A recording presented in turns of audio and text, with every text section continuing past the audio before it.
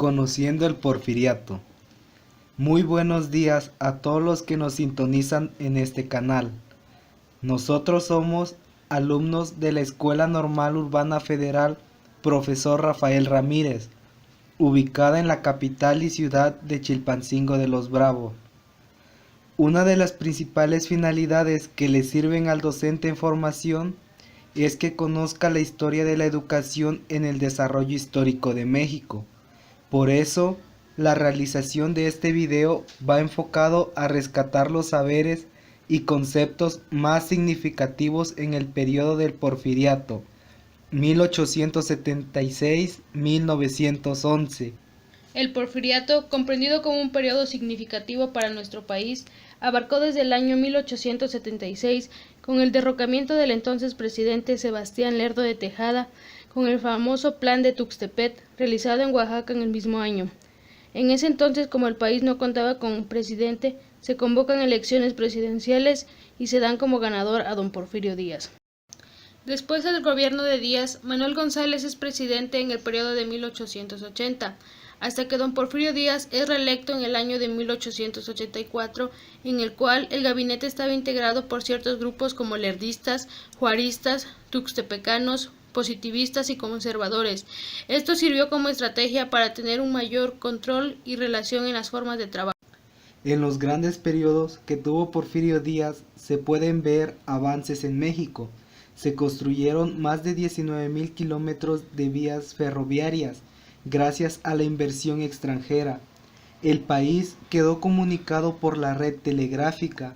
Se realizaron inversiones extranjeras en minería, agricultura, petróleo, entre otros rubros, y se impulsó la industria nacional. Con la entrada de José Limantur en Hacienda en 1893, surgió un auge en las compañías enajenadoras de terrenos comunes baldíos. Se modificó la Constitución de 1857 para permitir las reelecciones y se aprobó la ley que otorgaba la gran explotación minera a los capitales de Estados Unidos y Gran Bretaña.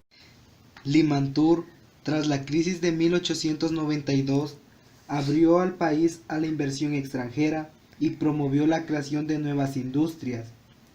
Díaz buscaba que el país se ligara a la economía internacional como exportador de productos agrícolas o minerales, pero también fomentó el desarrollo de la industria y del comercio interior, y sin duda, México se convirtió en un importante exportador de materias primas, además de que se produjo en el país la primera revolución industrial.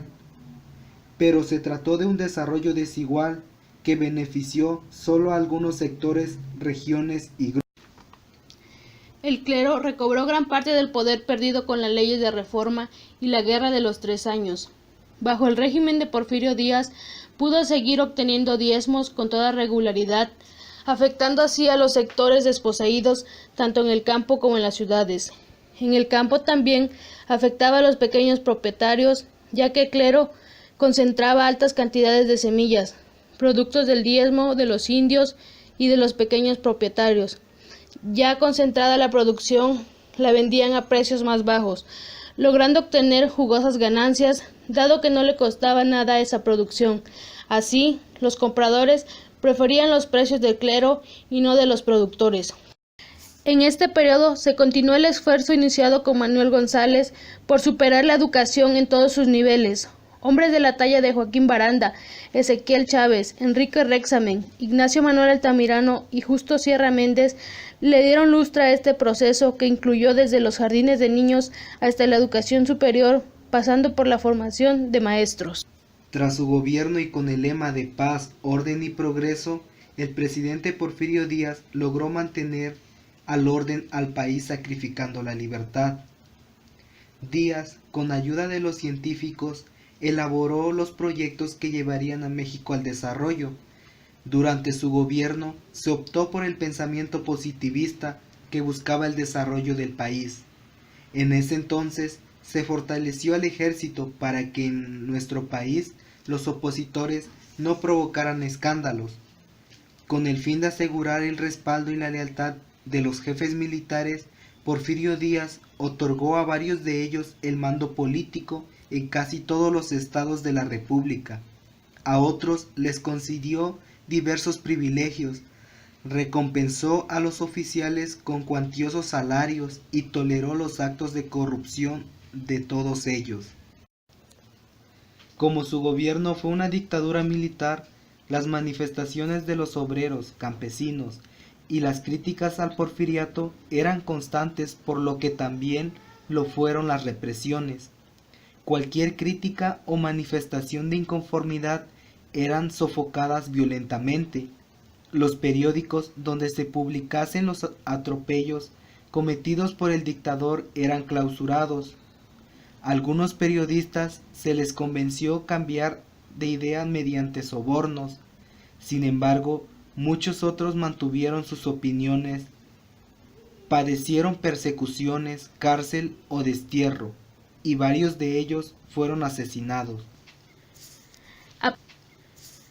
A pesar de todos los arrebatos y atropellos que se cometían en esa época y de que todo estuviera en su contra, los trabajadores no se limitaban y seguían protestando.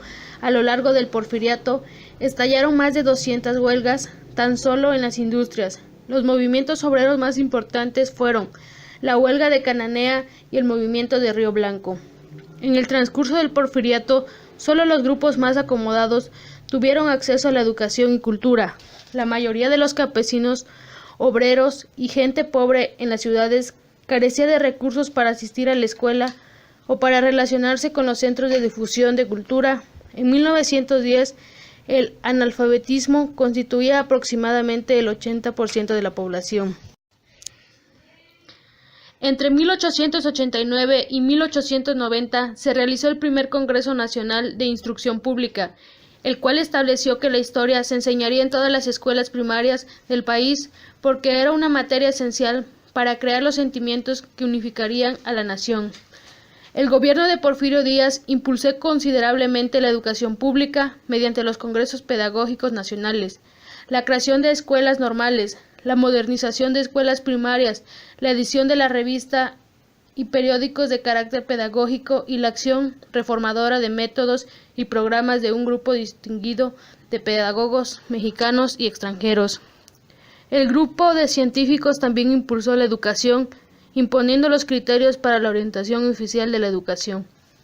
Por último, cabe destacar que en este periodo hubo grandes avances para el país, pero de igual forma ciertas desigualdades sociales, ya que no todos tenían el mismo trato. Es de pensarse, en este periodo varios autores manejan ciertos ensayos que podemos recopilar y es importante mencionar o ver a don Porfirio Díaz como un héroe o villano durante su periodo de gobierno.